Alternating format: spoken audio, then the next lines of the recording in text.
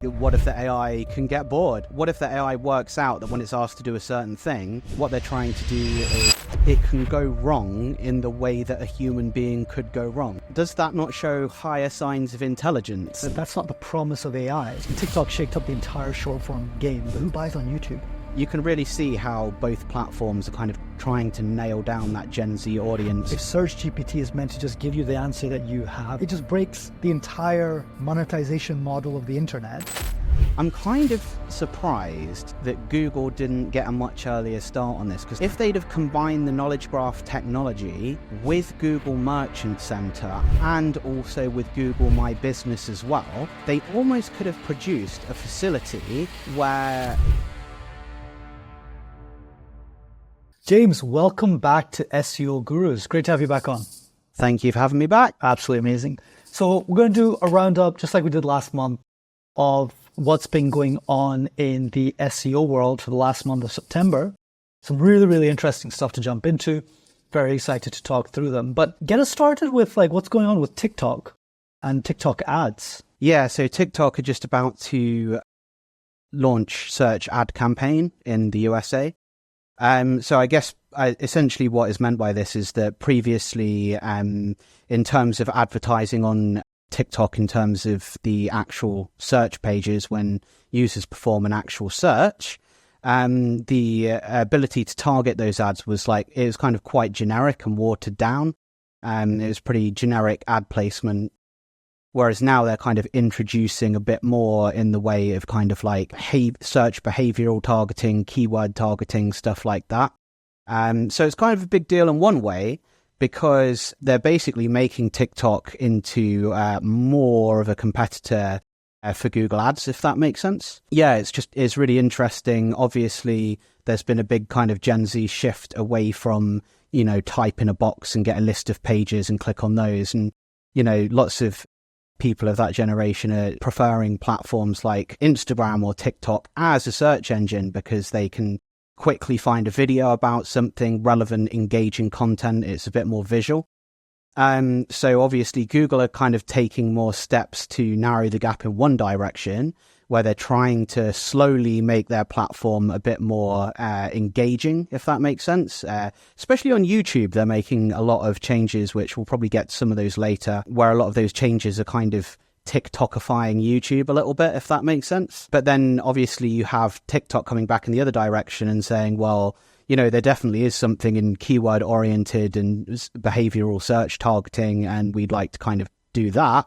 So that's almost treading on Google's feet a little bit there. So do you know how that lines up versus Meta's approach? Because the other big player is Facebook ads and Instagram ads, right? Are they around the same field? Are they following the other method? I don't know huge amounts about social and paid social media, but I definitely can see them obviously making changes to kind of come closer to TikTok. But it's more, I would say that's almost more on the front end. So it's more encouraging the production of short form videos and stuff like that, rather than on the ad side. So typically, if you're running on Meta ads, most of the time you won't be thinking about keywords and search queries and stuff like that.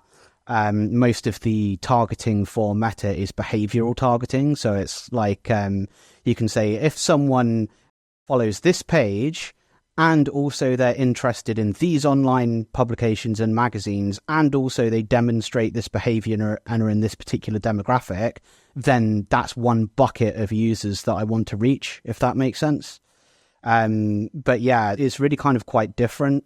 And interestingly, one of the platforms that kind of first blended the search term and behavioral targeting approaches and blended them together was actually Pinterest. So Pinterest is capable of simultaneous keyword and behavioral targeting at the same time. And I just see that that's probably the direction that TikTok are heading in, but from the opposite side.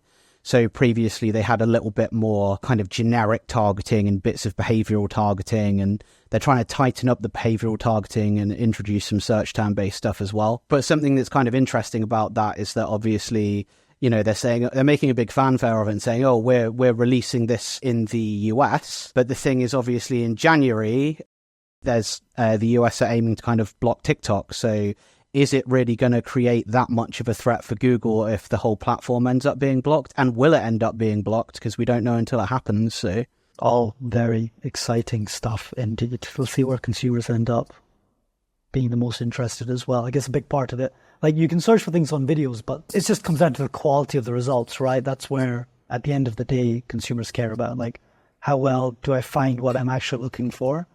So it'll be interesting to see. What they're trying to reach is just the information that they want, right? Yeah. And it's sometimes a web page might provide that best. Other times a video might provide it best. So it's just interesting to see. But there definitely is this generational shift away from wanting to read long form articles and stuff and towards wanting to absorb higher volumes of short form video content. And I guess that was kind of started. I mean, if we really think back, before X was X, when it was Twitter, there were lots of platforms that tried to kind of capitalize on this. So, for example, when Twitter launched Vine, which was ultimately unsuccessful because they really struggled to monetize it, you know. But the thing with TikTok is they've released that same kind of popular short form video content.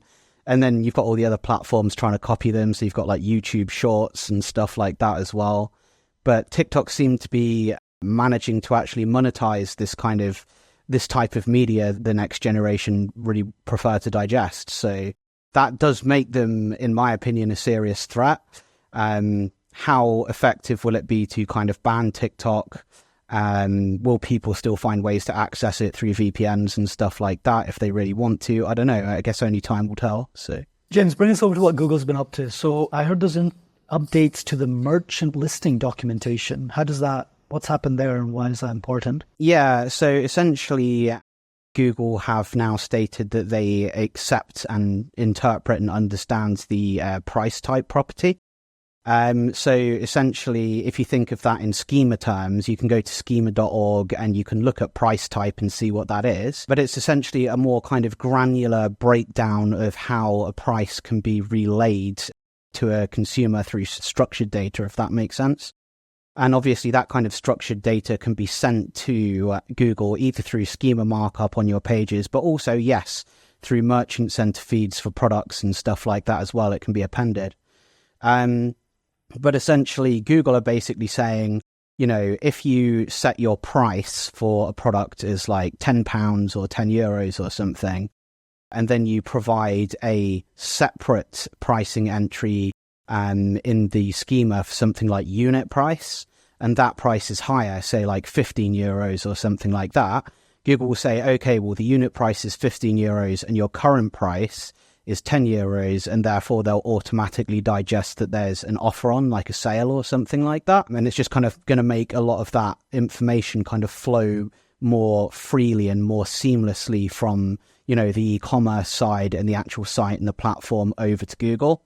So there's stuff like that. Obviously, if they're going to integrate price type, that then opens the door to listing other different types of price as well. So you've got like compound price versus unit price, which might kind of draw a distinction between, you know, products and services of a fixed price and then compound pricing for like assets and interest-based products and stuff like that. So it kind of does two things. One thing that it does is it increases the granularity of pricing information, like unit versus compound pricing. And the other thing that it does is it makes it easier for Google to digest the difference between like a standard price and a sale price. And it makes a lot of that kind of a lot more reactive as the pages are changed and altered and like products are updated with different prices and stuff like that as well. So it'll be interesting to see. It's one of these things that they're adopting. It'll be interesting to see how many people actually adopt that in terms of their web code and, you know, altering their site so that, you know, if they put a sale price on, then that just goes in the normal price. And then it always remembers the unit price separately as well. Do all CMSs even have fields for unit price versus sale price and stuff like that? I think a lot of them do these days, but there's going to obviously need to be development work that's done to kind of integrate this more seamlessly from the side of the webmasters and the people who are kind of producing the websites and updating them on a regular basis. So, yeah. Super interesting. So there seems to be a trend around like just more effort into monetization tools, because YouTube also introduced a few new things as well, right? One of which being YouTube shopping or something like this as well. along with a suite of other features? Yeah, so there's a whole slew of stuff that was added for YouTube. September 18th, there was a Made in YouTube event, and I believe there were like 9 new features which were introduced at that event. So there was VO for Dream Screen, the Inspiration tab, Communities, Community Hub, Auto Debugging, Hype, and yeah, also YouTube Shopping, which you mentioned as well. And then other stuff like GIFs powered by Jules and Big Screen Experience, which is kind of, more, I guess, maybe more experimental stuff that they're trying out. But if you actually have a look at all of the different bits they've added, I mean, you know, we were just saying a minute ago about how Google are kind of trying to TikTokify YouTube a little bit. And you look at a pattern between a lot of these features. So like having an inspiration tab, communities, and a community hub, because obviously TikTok is very community driven. You have people doing live streams and they've got their followers and their little community that follows them. And then the hype thing to kind of push smaller video creators. So maybe you have a video creator on YouTube who doesn't have a massive following and isn't super authoritative, but then other people will be able to hype their video and then make it appear more. That's really interesting to me in particular. Because, yeah, like we're just trying to say, you know, YouTube trying to kind of TikTokify itself a bit. I mean, one of the things on TikTok is, you know, you can go and start creating on there and producing short form videos. And as long as the content is good, you start seeing traction really quite quickly. Whereas if you're starting a brand new YouTube channel, because it's so established and it's been around for such a long time, there's a lot of people who at the moment feel like, well, why would I bother to do that when I can just go to TikTok, produce shorter form content, which is less time intensive to produce, and get a larger following as well. So I think things like Height, which there is a feature they're integrating for YouTube, they're almost like attempts to sort of like bring a bit more of that kind of grassroots content creation back to YouTube, which it kind of like started lacking in recent years. So yeah, I guess for me, it's more like looking at the pattern of all of the things they're adding and saying, it seems to be a bit more TikTok-y now, you know what I mean? So interesting. So, I mean, TikTok shaked up the entire short form game, right? Before TikTok, there was just Instagram Reels and it wasn't that popular. Yeah. Right? And it kind of makes sense. A lot of people made money off of TikTok very quickly as well, which flocked a lot of creators towards them. So is it like incentivizing creators almost to come to them as well? But who buys on YouTube, right?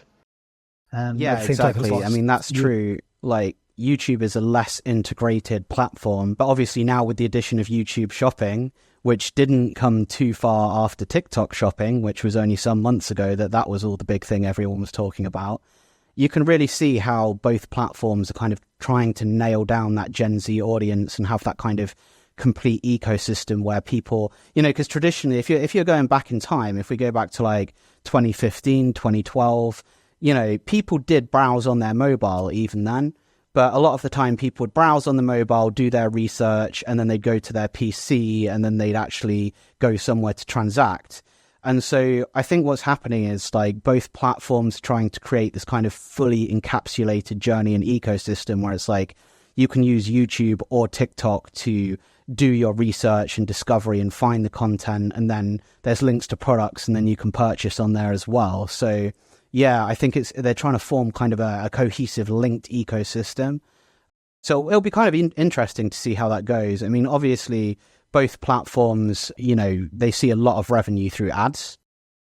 So this is just kind of like another thing that they can add on there to keep users on the platform for longer.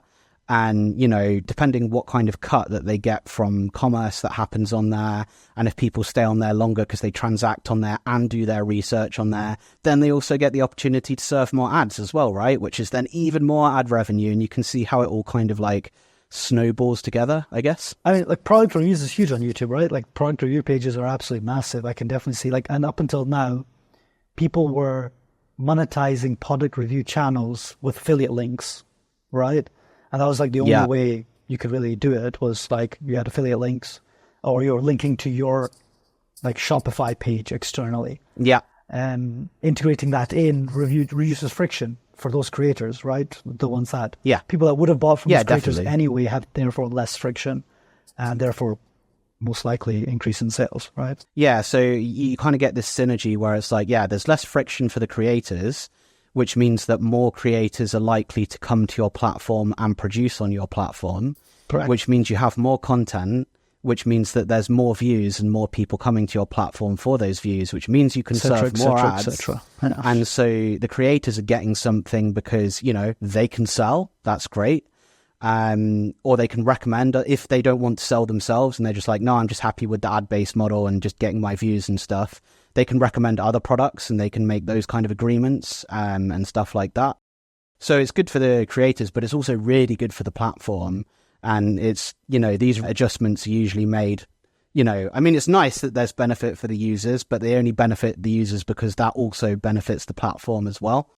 And so if you have more creators, more views, more people viewing all those videos, more opportunities to serve ads, and that means that the ad platform then performs better. That's more revenue for the platform as well. So more revenue for Google or for TikTok or whoever. So moving on, but still on Google, as a whole, James, I've heard there's some issues with ads and some bugs going around that's affecting people. Is that right? Yeah. So this is an interesting one. And, last month when I was speaking to Guillaume, we were kind of saying, Google Ads is going through a bit of a tricky time at the moment because they'd had some glitches and issues then as well. And at that point, they'd had a bug, which was that if you're advertising products on Google Ads, your products may have been shown to other advertisers and they might have seen data for your products instead of their own products, which was obviously a bit of a security concern. But now there seems to be an issue to do with offline conversion data. So obviously there's lots of businesses who advertise using Google Ads and many conversions happen offline. So there's a process via which offline conversions can be uploaded to Google Ads. And then that it kind of all stitches together and you can see, okay, so we got this many conversions from this particular ad. And, it allows you to apply lots of learnings in terms of the keywords you're targeting, the types of ads you're running, the ad text. And, it's only really by tying the actual conversions and transactions back all the way through to the advertising platform and the individual ads. It's only when you have that kind of vision the full way through that you can really optimize and, you can kind of, review the results you're getting and stuff like that. But the issue that's been happening at the moment is that when offline conversion data has been being uploaded in a number of instances, and I'm not sure exactly how broad the problem is, from the article that I read and I'm reading now, it seems as if it's not affecting absolutely everyone, but it is a significant chunk of ads accounts. And what's happening is the offline conversion data gets uploaded and Google Ads marks it as a successful conversion, but actually none of that data has properly gone in and it's all zeros. So obviously that creates a huge issue for paid search advertisers because, for some of their campaigns or maybe for some advertisers' whole entire accounts, they can't currently bind the ad spend and the ads that they're running all the way down, all the way through to the actual conversions. And that's going to make it fantastically difficult for them to optimize until that issue is fixed. So, bit of a problem. It's something that myself and Guillaume often speak about. It seems to be an ongoing thing at the moment. For the last 2 or 3 months, there's been one big Google Ads bug or something every month. Maybe that's just a monthly thing. I don't know. But yeah. We'll see next month. Everyone will have to tune in next month to see what the latest Google Ads bug is. And do a segment just on that. What's going on in Google Ads. Moving on, James, to quite an interesting field here as well. So OpenAI released its new O1 model a little bit of time back. I was actually watching a video about this. And it was a bunch of OpenAI developers sat there being interviewed, and they were like, it felt so real speaking to it. And it was actually they were recalling how it had kind of gotten itself into a ethical loop, the same way a human would. And it would kind of there's, ethics comes with a lot of contradictions, and you can be like, well, you're utilitarian, or you're this or that. And it wasn't just giving straight answers. It was kind of like, yeah, but this, but then also that. So I'm not sure how this works. And they were like, I could see it reasoning in a way a human would and understood all of its mistakes and everything like that. And it just felt like I was really speaking to another person in a lot of ways. And these were the OpenAI developers themselves. And so interesting stuff. I had to play with it myself. I didn't get to that tied up ethically, but interesting news, right? Yeah, it is. I mean, It's really interesting because obviously if you've been following the evolution of OpenAI and their generative text-based AI solutions, so for example, starting with their model, which was called DaVinci, I think the last version of that I used before it was deprecated was DaVinci 003. And then obviously there was like GPT, GPT-2, GPT-3, 3.5 Turbo, GPT-4, GPT-4.0, and now there's 0.1. And no, naming... you missed one. GPT-4.0 Mini came in between as well. Oh yes, 4.0 Mini as well, which was less accurate but rapid, yes, wasn't it? Something like that. You Yeah. know? And that's much kind cheaper, of similar though. to... The API was way cheaper to use as well. That was, I think, the big because things. it was less... Because how they do the pricings, it tends to work by the actual processing cycles. So it's not like, oh, if you ask it 50 questions, then it's this much money per individual question, and there you go. If you ask it more complex questions, then those more complex questions will cost more in terms of when you send that request via the API.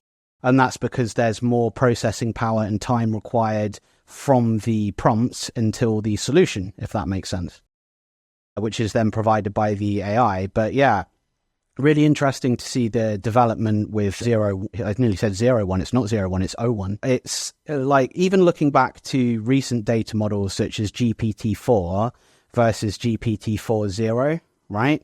That was a really interesting one for me, because when I'm actually interacting with ChatGPT now, there's actually still some stuff that I go back to GPT-4 with rather than using 4.0. And what's really some stuff, because, and the reason why is because GPT-4, it relies much more heavily on its curated data model, whereas GPT-4.0, it's a little bit more interactive. So it will do things more often, like if you ask it a question, it will pop open a web browser and perform a search and try and find relevant information. But the issue with that is, I almost found the GPT-4.0 did that a bit too frequently, and then it would perform searches and it would find pages on the web, but then the content of the pages that it found wasn't very good, and it would start assuming things based on misinformation, because obviously its data model, which is, you know, the kind of main warehouse of all the information that it knows. You know, there's linguistic corpus in there so that it knows how to speak. There's articles in there. There's everything in there. But it's curated, right, to try and make the information that it comes back with more accurate. But the web's not curated, right? So there's still some tasks where GPT-4, even though it's a bit slower and less interactive, still outperforms GPT-4.0, which I find really interesting, especially if you're doing long form stuff. And sometimes it's even better to use GPT-4 and then download some information that, you know, you yourself have vetted into PDFs and then feed it that and get GPT-4 to work with that, rather than trusting GPT-4.0 to do the actual research element, if that makes sense, which I think, to be honest, I personally think it still struggles with. But that's something that I'm sure will have been raised with the guys at OpenAI, and I'm sure that's something that they'll be looking to address. And now we come to talk about 0.1. And so it's interesting that the information that's come out is, you know, really it has a lot stronger reasoning capability, because maybe that was the thing that was missing from GPT-4.0. In terms of, you know, because if you want something to be interactive and to go and perform actual tasks like searching the web for information, it also then needs to be able to critically evaluate that information as well, rather than just saying, I found one thing on Google and that's the thing now, that's definitely completely accurate and I'm going to work based off that. So it makes me think that maybe 0.1 is going to be more of an attempt to kind of blends the prior, more accurate information and responses from GPT-4 with the interactivity of 4.0. And that could only be achieved through higher reasoning, which is exactly what you've kind of stated there. So if it really is true, and even the developers are saying, wow, its reasoning capabilities are so much stronger, that may mean that OpenAI have kind of overcome that hurdle of, you know, we're adding more interactivity, but in doing that, we've kind of opened a can of worms and now it's less accurate. But if it can reason more strongly, maybe they're beginning to overcome that particular hurdle, which I think is just super interesting. So there's other interesting features in it as well. So now while it's processing, there's a little like arrow that pops up just above it, and you can click on that and it actually takes you through the steps that it's doing. So when you ask it a question, it's like, okay, I'm researching this, now I'm curating it with this, now I'm doing this. And again, it gives you a description as it goes along, which is interesting as well, like it's trying to be logical almost. But honestly, I mean, I like your approach, James. I used to get asked, because we go into ChatGPT very, very early and we use it. We build all these systems around using it and with the API and everything. I get asked a lot of times, like, how much do you see it hallucinate? My answer to that always is, I don't, because I don't ask it for information, because it's not Google, right? And it's not a human scraping Google for what seems to be discerned as good or not good, or relevant or not relevant, or nuanced to your case or not. It's a great summarizer. It's a great transformer from it's block brilliant text into something else.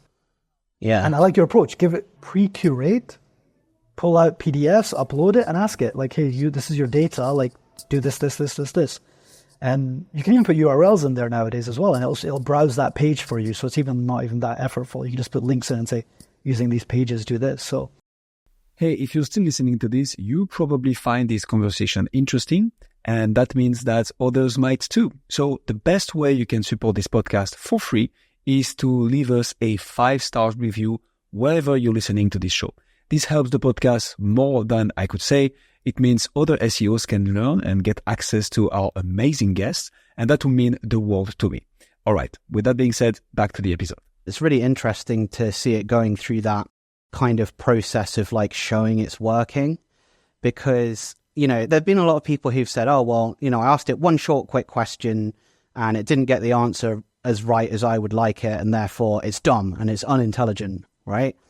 But the thing is, it's like, well, think about the concept of intelligence, because I almost feel like we've put too much pressure on AI too quickly, because we're basically saying, like, if it's not Albert Einstein, then it's not even intelligent. But of course, there's lots of human beings who aren't that smart, but they're still intelligent, right? They're still intelligent individuals.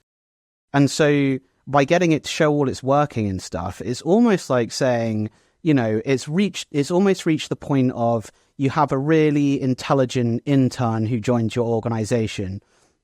They might not understand the full depth of your art and practice, which you perform, and all of the little granular details and stuff, but they're a really smart person, and you can hand off tasks to them as long as they are thoroughly briefed, right? You would call that person a human being. You would call them a smart person, right? You wouldn't call them an idiot. And AI seems to be, in my opinion, at that stage. It's like, it's a smart young one. It doesn't know everything yet, but it's pretty smart, and it's got a lot of stuff in its data model. It knows what it's doing as long as you give it the right information and a thorough brief.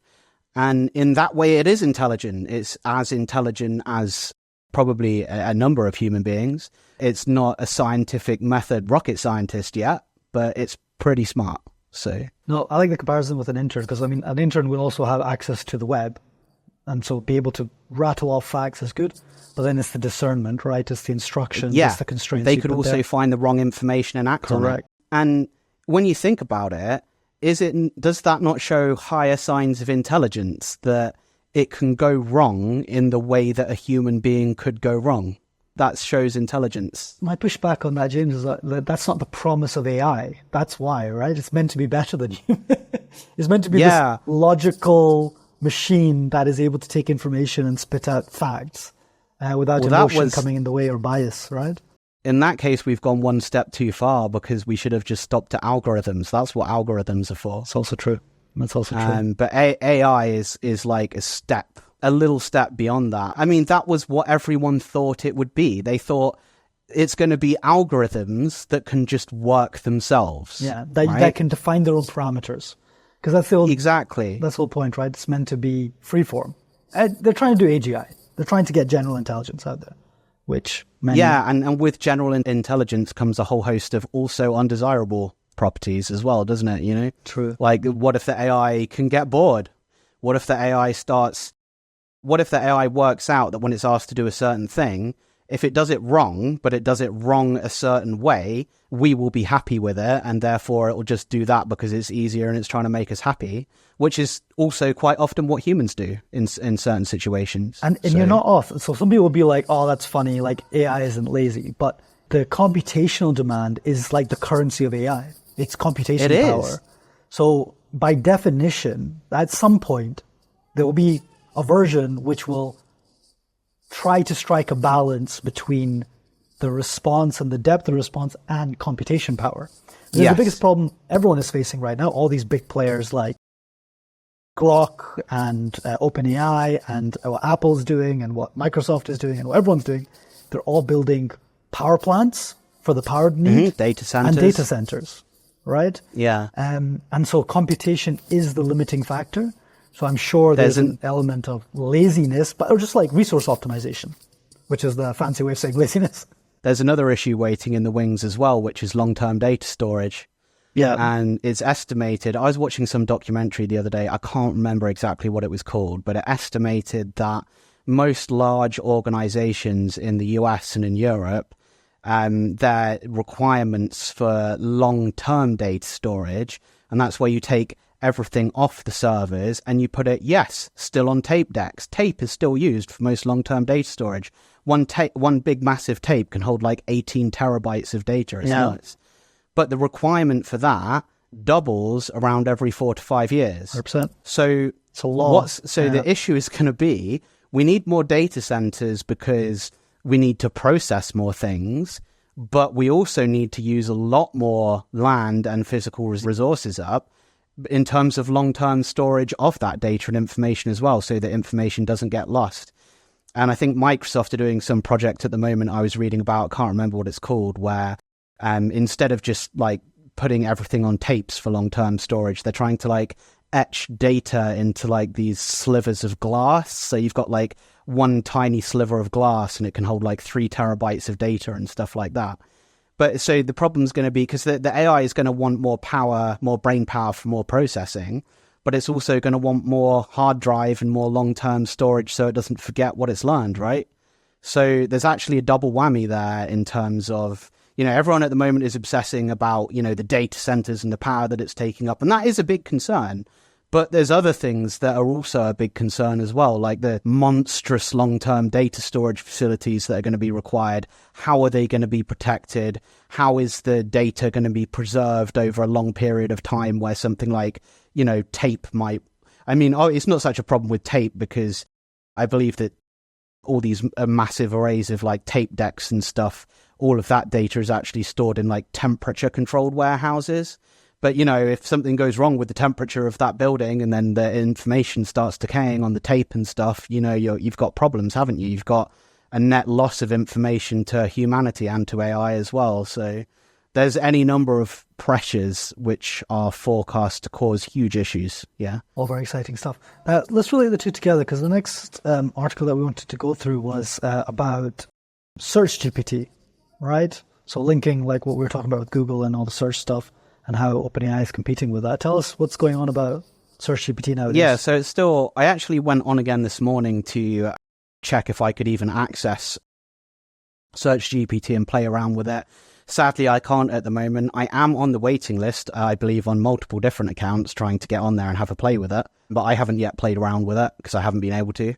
I believe also the waiting list has been closed as well. So if you haven't signed up for that yet, then I think you'll have to wait for official release, which I might have to wait for that anyway, because there's no guarantee that everyone who is even on the wait list, it will get an advanced opportunity to play with it. But essentially what they're trying to do is produce their own search platform. So this could be really big and disruptive for Google if it's successful.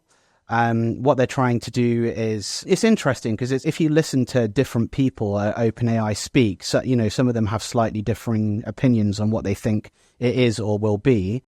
But one thing that's been made abundantly clear is that they don't just want to recycle Google with AI overviews that are better because ChatGPT is better than Gemini or Google search overviews, which it is better than Google's offering currently. But they're like, we don't just want to do that. We don't just want to produce a traditional search engine and then it's got AI overviews and that's it. I think they actually want it to lead more from a more similar kind of ChatGPT-like interactive interface, if that makes sense. But it's obviously going to be pushing search functionality. And if people can search for the information that they need, all of the resources that they require in an easier, more fluid way, then what will be the need for Google anymore? And I guess the struggle for Google is that their entire revenue model is based around pay-per-click advertising, which means as much as they really want to move away from lists of web pages and towards a kind of more information-driven engine where people can just search for information, if no one needs to click on any ads or click on any of the results, where will Google get all of their revenue from? I'm not saying that that's something that they can't change, but obviously they're a massive organization, with, so many people working in Google, all different levels, disciplines. It's a huge organization. And they're not, and this is something I've said before, but they're not going to be able to just flip a switch and change their entire revenue model overnight. It's just not going to happen. But OpenAI really aren't bound by that. So they can be thinking from the ground up, if we build it in this way and we get our revenue that way, then it doesn't have to necessarily be click-based. So they were talking also about the fact that I think SearchGPT is supposed to do a better job of citing information and where it's from and being a bit more transparent about that as well. And that's been a really big complaint with Google's AI overviews, is that they just don't do that, because I guess their philosophy is, well, your stuff is in our data model, but the way that the AI interrogates the data model is unique, and therefore anything that comes out is ours, not yours, which has annoyed a lot of publishers. I still think that all the publishers will be extremely wary of OpenAI and of SearchGPT, but it does seem that they're at least on the surface attempting to convince people that they're doing a bit of a better job of citing information and stuff like that. So yeah, it could be, due to the superior AI technology from OpenAI, it could be a massive threat to Google. It could be that they produce it and users, they're like, it's not really quite enough to break away from my regular user behavior patterns and break away from Google, and I'm just going to stick with Google. And it may end up being no threat at all, but we just don't know until it's launched, right? So let's say murky waters for the future of Google, right? Which is definitely you wouldn't think you'd be saying that 5 years ago. 5 years ago, there was no way Google could not be around forever. Not be top. Yeah, exactly. And all of a sudden now it's just maybe there is going to be a better way to do it. There's a chance, which is more than there's been in the last several decades, The interesting thing there is, what will the future look like for SEO and advertising? Because Google advertising is just such a big format that if SearchGPT is meant to just give you the answer that you have and then a few links to find out more, and then the intuitive ways that you kind of interact with that information directly, and you can ask it the next question based on what's behind on the article, then how do I get picked up by SearchGPT to be the top source? And if they don't have to come onto my webpage, then how do I sell them anything, right? Or how do I sell to my advertisers? Because it just breaks the entire monetization model of the internet. It does, yeah. Literally just throws it. Well, it kind of does and it doesn't, because there's also things that you're still not going to be able to do through an AI, right? Well, at least for now. And that is you could say to AI, I'm thinking of buying a new bike, like a new mountain bike, and I don't know what one to buy, help me out. You know what? If it's actually going to help you, it's still going to have to give you product links, because you're not going to be able to transact directly inside ChatGPT. So, and I did see some Google search experiments a few weeks ago, and I haven't managed to reproduce them, unfortunately, but I saw some experiments where people were typing in a question which was e-commerce or product related, and the AI overview came up, but inside of the AI overview it also gave product links and stuff as well.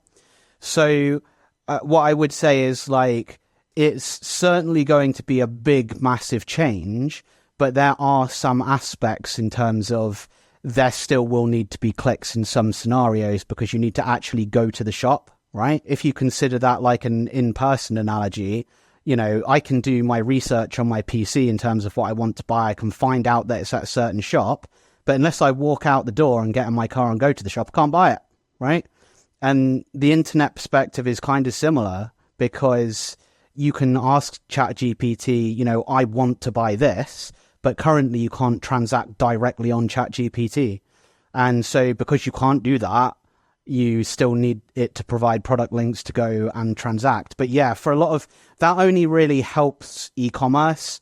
It doesn't help people like service providers, like car insurance and stuff like that as much. Or if you're a charity and you want to get in front of people.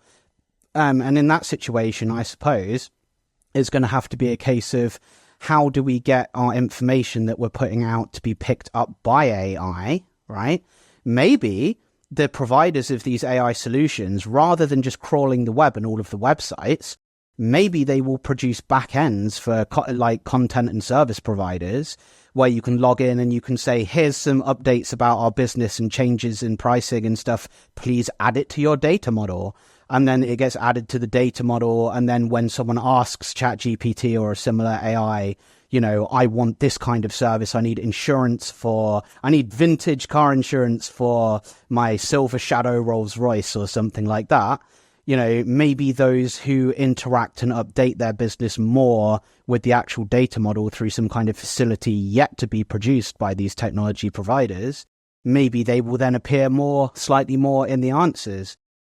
And also maybe the AIs will, they'll continue to go out and crawl the web as well as they're doing at the moment and digest that information. And so maybe there will be techniques whereby if you mark your website up in a certain way, those pieces of information are more likely to be pulled and digested into an AI's data model. So I think that there will still be optimization, because where there's a mechanical brain and technology that evaluates things and people who want to find stuff, you'll usually find optimization in that field. But it will be radically different how it is now, radically. You say that, you still need to go to a product link, but we just talked about TikTok Shop and YouTube Shop. What's stopping ChatGPT Shop or something nothing better worded than that? Shop GPT. Absolutely nothing. And I suppose if that were to happen, right, then you would, and in a way, you might almost outmode web pages in the open web, right? Why would you need web pages and websites? And people in the future might look back and go, oh yeah, you can just ask the assistant for this. It'll list you the products you can transact. Do you remember when you used to have to search and you'd get a list of these, what were called web documents, and they all had a different design? And the button to close the window on one website was over there, and on another website it was a different color and it was over there. And you just sort of had to know all of this stuff about general web UX and design as a user. And now we just don't have to know that anymore. But even were that to happen, then you'd then have people bidding for inclusions within certain prompt text, right? So then it would just be ChatGPT ads instead, or OpenAI ads, or open ads, maybe it will be called, if they're trying to still pretend that they're open source when they're not, which is another thing. But, you could have a whole ads platform, you could have people optimizing in there. So there's still going to be jobs and stuff. It's just maybe the web will end up being less dynamic than it is now, if that makes sense. You could think of phone books. For example, everyone used a phone book, and that was just the way to find someone's phone number. And now it doesn't exist. And we laugh I have to find someone in a phone book? I have to look up their name alphabetically and then go through all the different ones? How? And that was, by the way, optimization technique number one for phone books. Yeah. Make sure that your business starts with the letter A so that you get seen. I kid you not, there was even optimization for phone books when you're creating a business and stuff, yeah. Not really relevant now, but there's always been optimization. That's interesting, right? And you could never have predicted it. So it's so difficult to imagine what the future will look like. Because the first thing I think when I'm hearing all this, James, is what you're going to form is monopolies. Right now, you can organically end up at different businesses doing the exact same thing. You can automatically wind up at different vintage insurance companies, right? But if it's all just you're handed the right one for you in a way, then kind of concentrates all the businesses behind in a way. So I'm kind of surprised that Google didn't get a much earlier start on this, because there was a point where, before AI, Google started coming out with similar things, but they were powered by algorithms, right?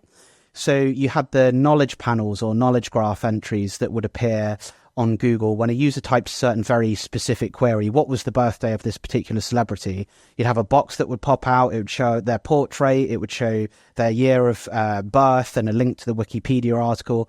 And if you think about it, in a way, that was a very crude version of what they're trying to do now with the AI overviews, right?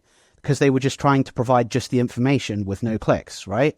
And even then, there was a big, massive panic. Oh, knowledge graph is going to be the end of SEO and stuff. And of course, it wasn't. But yeah, I find that really interesting because if they'd have combined the knowledge graph technology with Google Merchant Center and also with Google My Business as well, they almost could have produced a facility where e-commerce providers could have not had a website and they could have gone and uploaded all their products to Google Merchant Center, and then they would have still appeared on Google's results as a brand and logo because of Knowledge Graph and because of Google My Business or Google Business Profile, whatever it's called now.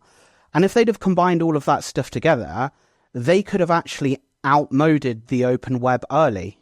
Whereas now it seems more likely that someone like TikTok or someone like, OpenAI and ChatGPT, they now seem to have the shot at doing that.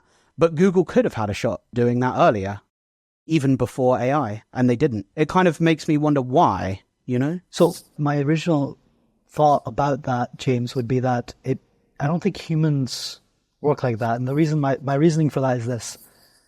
For you to get the exact thing that you have in your head, this is where Neuralink maybe is the next evolution of this. You have in your head what you need and want, or an idea of what you want. Yes. And then there's a translation gap between what you have pictured in your head and how well you can articulate that into a Google search, today's Google search or ChatGPT search, and your laziness level to this. So when I Google, Googling is a skill. It's like prompting, right? Googling anything is a skill. And my wife often looks at me and she's like, how did you find that so quickly? I'm like, I just know the right things to say to basically get close enough to what I want. So that's in the first couple links, right? I do that as well, yeah. And it's a laziness thing. It's like, I want the lowest effort way of getting to what I want to do. And it's easier for me to write less words, scroll a little bit and click link number 2 or link number 3 than it is for me to write a full prompt out. Like right now, ChatGPT is a little bit laborious that you have to to get the best out of it. You have the briefing. It needs the briefing. The prompt engineering is as it's technically known, right? And so there's going to be that translation gap. There's people will try to get to where they want the laziest way possible. Yep. If that requires too much effort versus less effort in the input and more scrolling, maybe people will just prefer that. And then you need to kind of break that down. You can get as good as you want on meeting people's prompts, but they still have to prompt, right? That's the big problem. That's where Neuralink maybe steps in and says, okay, now it's a chip in your brain and you think about it and it pops up exactly how you imagined it. Very possibly. Right? Yeah, very possibly. That interface I see what remains. you're saying. I mean, it's almost like everything, it all needs to be simplified and made more modular. And, even like I was saying, oh, well, ChatGPT or an AI could pop up and they could give you a link to a product.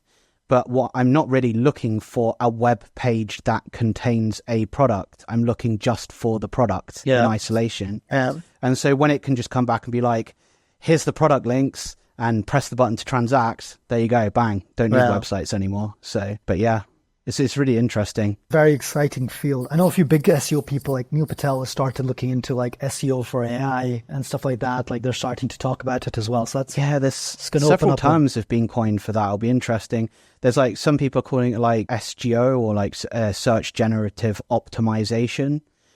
But there's I've seen 2 or 3 different acronyms that people are using. I think GEO was another one, generative engine optimization was another one that I saw floating around. But the idea is very much in everyone's mind at the moment in terms of how can we optimize to best be detected and referenced by a data model and then by the AI that interacts with that data model. So very interesting. White blue ocean, right? Big opportunities there coming up, I'm sure. Yeah. Oh, massive. And related to that, Google's AI overviews have been receiving heat as well, right, James? What's next? Yeah, so looking at that, so Google's AI overviews slammed by news publishers is the headline that I'm reading out from Search Engine Land. But what I find interesting about this is I believe I've read that same headline for like any number of times over the past few months. And it's either been that they've got a problem with ChatGPT and how that's referencing them, or how Google's AI overview is referencing them. And yeah, I can understand it, especially with Google's AI overview, and especially with the line that Google have taken of, once we recycle it, it's our information, not yours, and we're not going to cite you. And then people thinking, well, I've built this massive content network for people to read all of this content, and it's not getting linked, and it's also not going to get referenced even as well. I mean, you can see why people would be annoyed, can't you? Very interesting. That's true. I wonder why Google gets more heat than OpenAI does on this. Is OpenAI running a smear campaign against Google? I think OpenAI are trying to at least pretend to give the impression that they care very slightly more about publishers, and therefore they're not the main demon, if that makes sense. Even if you read, there's been recent information going around about the News 01 model and stuff. And one of the pieces of information they've been pushing is that, they're trying to make it, critically reference pieces of information a bit more. So they're at least kind of playing the game, if that makes sense. Whereas with Google, it just seems very much like they just believe all of that information in the data model is their own once it's recycled by the AI. That really is very ethically ambiguous ground. You could say, for example, that, a music artist might write a new song, and it might be a completely new work, but it might be inspired by a previous song that they heard, and the new song wouldn't have existed at all without the previous song. So therefore, in that situation, you would say, well, it's still your own work. You're allowed to be inspired by things. It's still your own work. But the feeling at the moment with AI seems to be that what it does in terms of rearranging the information and stuff, a lot of people feel it's not unique enough to be considered something totally new. But of course, it's in Google's best interest to say, no, it is something completely new, because then they can circumvent the whole ethical argument and they don't have to care about it, right? Whereas OpenAI at least seem to be engaging somewhat, Very interesting indeed. We'll see where all that lands. James, that's all we have time for today, although we had other things to go through as well. Thank you so much. And we'll put the links to all those articles in the show notes. And we'll see you next month to see what Google Ads has messed up this time. Yeah, definitely to see what Google Ads has messed up next time, for sure. Okay. Cheers. Hey, thank you so much for making it to the end. For more content updates, visit our website at ghapodcast.com, and don't forget to connect with me on LinkedIn for more tips and insights on SEO. See you in the next episode.